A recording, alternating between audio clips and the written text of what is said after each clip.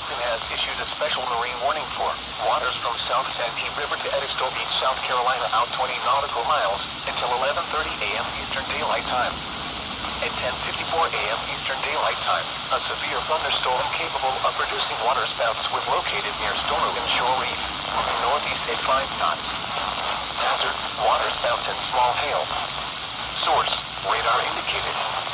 Impact, waterspouts can easily overturn boats and create locally hazardous seas. Locations and tactics include low country anglers. Move to safe harbor until hazardous weather passes. Boaters should seek safe harbor immediately until the storm passes. Wind gusts 34 knots or greater. Dangerous lightning and heavy rain are possible with this storm. For severe weather, Coast Guard will not be long. Updates of the county beach and emergency responses.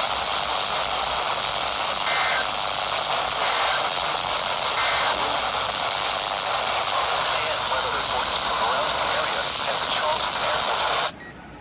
Okay, so just some out on the shoreline of Myrtle Beach here. I happen to receive KHB29, which is all the way southwest in Charleston, to get this special marine warning, which includes the South Santee River, which is a marine area that KHB29 covers. And this is actually my 4th ever time of getting a toned marine warning, ever since I had these catches here.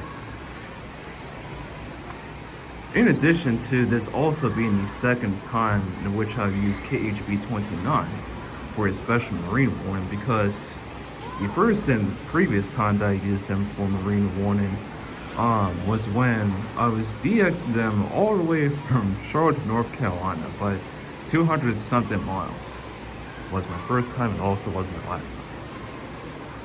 And it was at an extremely iffy signal. Kind of like the iffy signal that was for KHB29 when it got to the end of their marine warning that they just told. But yeah, a Cone Special Marine warning that this good Radio Shack 12-25414